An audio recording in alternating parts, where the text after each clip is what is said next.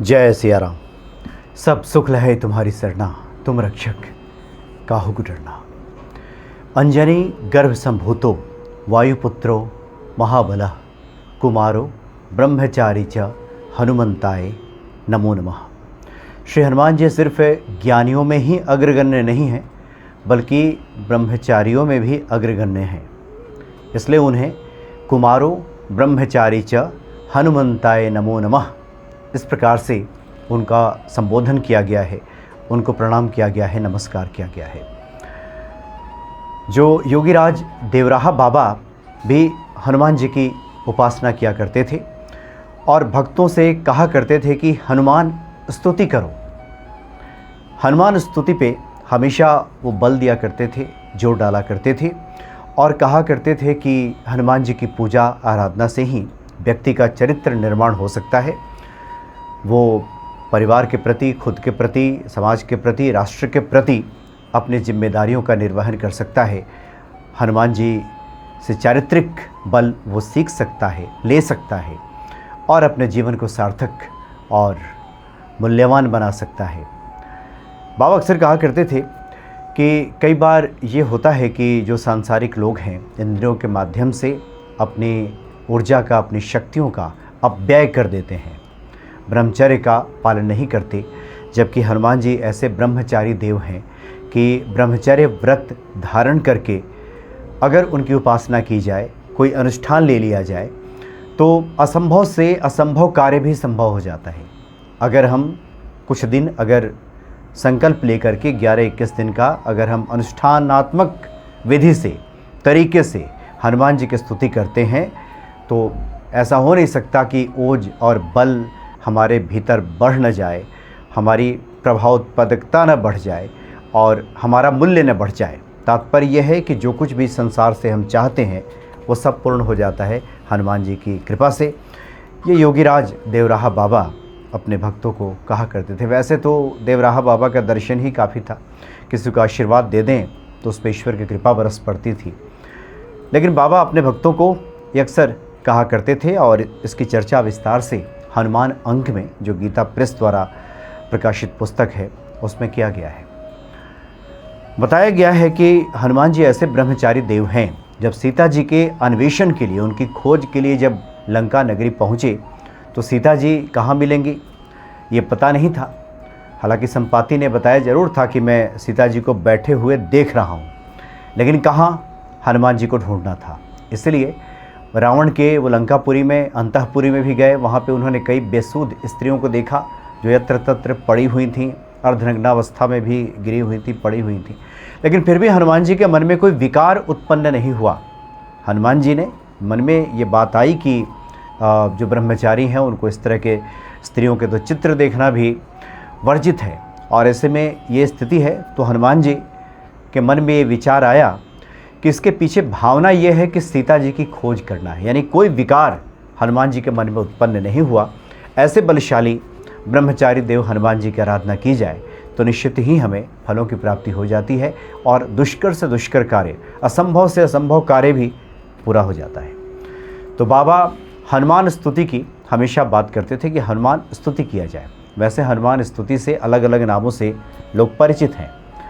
जो हनुमान जी की स्तुति है वो ये है कि हनुमान अंजनी सुनुर वायुपुत्रो महाबलः रामिष्ठ फल्गुन सखः पिंगाक्षो अमित विक्रमः उदधिक्रमणश्चैव सीता शोक विनाशनः लक्ष्मण प्राणदाता च दशग्रीवस्य दर्पः एवं 12 नामानि कपीन्द्रस्य महात्मनः स्वापकाले प्रबोधे च यात्रा काले च विशेषतः यः पठेत् तस्य सर्वं भयं नास्ति रणे च विजयी भवेत्। यह हनुमान जी की स्तुति है, जिसको भक्त हनुमान जी के 12 नामों से भी जानते हैं कि जो हनुमान जी के 12 नाम हैं, इसका अगर विशेष समय पे, रात्रि के शयन के समय, सुबह जगने पे या त्रिसंध्या यानी दोपहर में भी जब भी समय मिल जाए तो हनुमान जी के इन 12 नामों का उच्चारण किया जाए, पढ़ा जाए, स्मरण किया जाए, तो व्यक्ति हर प्रकार के भयों से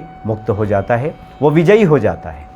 यात्रा काले, यात्रा के समय अगर हम किसी कार्य के लिए निकल रहे हो, शुभ कार्य के लिए, और लगता हो कि ये कार्य सफल होगा या नहीं होगा, तो हनुमान जी का जो 12 नाम है, अगर इसका सुमिरन किया जाए तो यात्रा के समय में भी विजय प्राप्त हो जाती है, यात्रा हमारी सफल हो जाती है।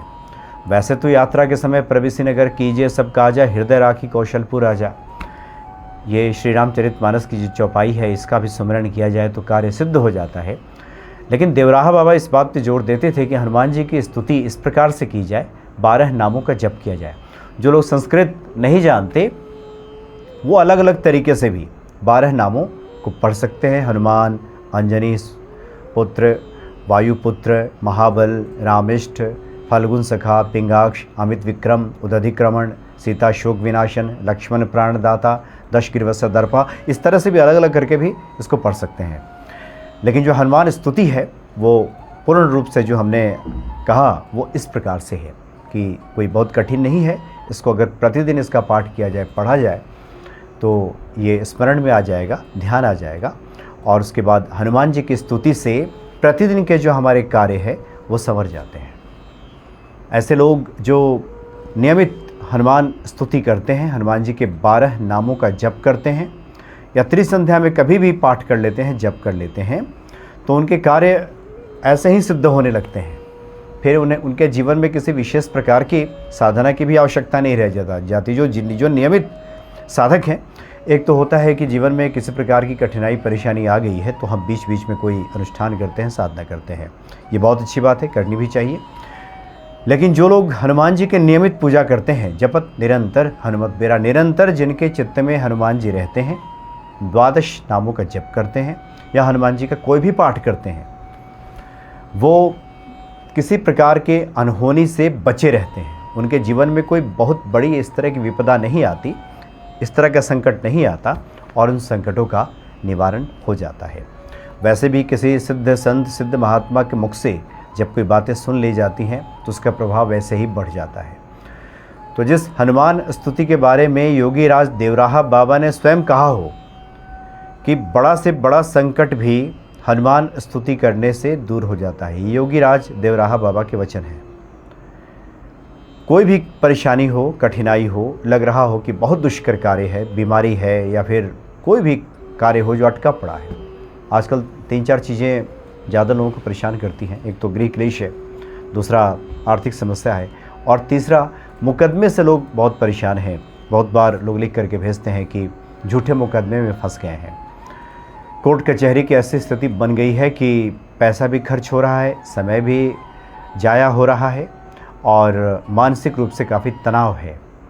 तो ऐसे लोग भी हनुमान स्तुति जब करेंगे तो निश्चित ही उन्हें फलों की प्राप्ति होगी और हनुमान जी के वो कृपा पात्र बन जाएंगे। तो बारी बारी से कुछ अन्य संतों ने हनुमान जी की महिमा का जो गुणगान किया है उसकी भी हम चर्चा करते रहेंगे, और इस तरह की चर्चाओं से, इस तरह की बातों से हमारी भक्ति को संवर्धन मिलता है, बल मिलता है।